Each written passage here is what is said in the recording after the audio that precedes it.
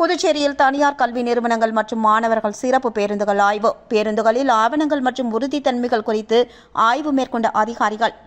புதுச்சேரியில் மாணவ மாணவியர்களின் பாதுகாப்பினை கருத்தில் கொண்டும் மோட்டார் வாகன சட்டம் மற்றும் உச்சநீதிமன்றம் வகுத்துள்ள நெறிமுறைகளை அமல்படுத்திடும் வகையிலும் புதுச்சேரி பகுதிக்கு உட்பட்ட கல்வி நிறுவனங்களின் வாகனங்களை ஆய்வு செய்திட சிறப்பு முகாம் இன்றும் நாளையும் 2 நாட்கள் புதுச்சேரி மேட்டுப்பாளையம் கனரக வாகன முனையத்தில் நடைபெற்று வருகிறது.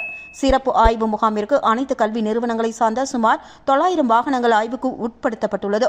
இதற்கென போக்குவரத்து துறையில் வாகன ஆய்வாளர்கள், உதவி வாகன ஆய்வாளர்கள் தலைமையில் 4 குழுக்கள் அமைக்கப்பட்டுள்ளது. சிறப்பு ஆய்வில் வாகனங்களை ஆய்வு செய்து தகுதியுள்ள வாகனங்களுக்கு சான்றிதழ் அளித்து வாகனத்தின் முகப்பில் ஒட்டப்படும் என்றும், இந்த வாகனங்கள் மட்டுமே மாணவர்களை பயணிக்க சாலையில் அனுமதிக்கப்படும் என்றும், மீறினால் உடனுக்குடன் பறிமுதல் செய்து தகுந்த குற்றவியல் நடவடிக்கை மேற்கொள்ளப்படும் என்றும், இதுபோன்ற சிறப்பு ஆய்வு காரைக்கால், மாஹி மற்றும் ஏனும் பகுதிகளில் மேற்கொள்ளப்பட்டு வருவதாகவும் தெரிவிக்கப்பட்டுள்ளது. இன்று முதல் நாள் 200க்கும் மேற்பட்ட பேருந்துகள் ஆய்வுக்காக நிறுத்தப்பட்டுள்ளது. இதனை போக்குவரத்து துறை அதிகாரிகள் ஆய்வு செய்து ஆவணங்கள் மற்றும் வாகனத்தின் உறுதித்தன்மை பரிசோதனை செய்து வருகின்றனர். அனைத்து கல்வி நிறுவனங்கள் மற்றும் வாகன உரிமையாளர்கள் குறிப்பிட்ட காலக்கெடுவிற்குள் தங்கள் வாகனங்களை ஆய்வுக்கு உட்படுத்தி மாணவ மாணவியர்களின் பாதுகாப்பு கருத்தில் எடுக்கப்படும் போக்குவரத்து துறையின் நடவடிக்கைக்கு ஒத்துழைப்பு வழங்குமாறு கேட்டுக் கொள்ளப்பட்டுள்ளது.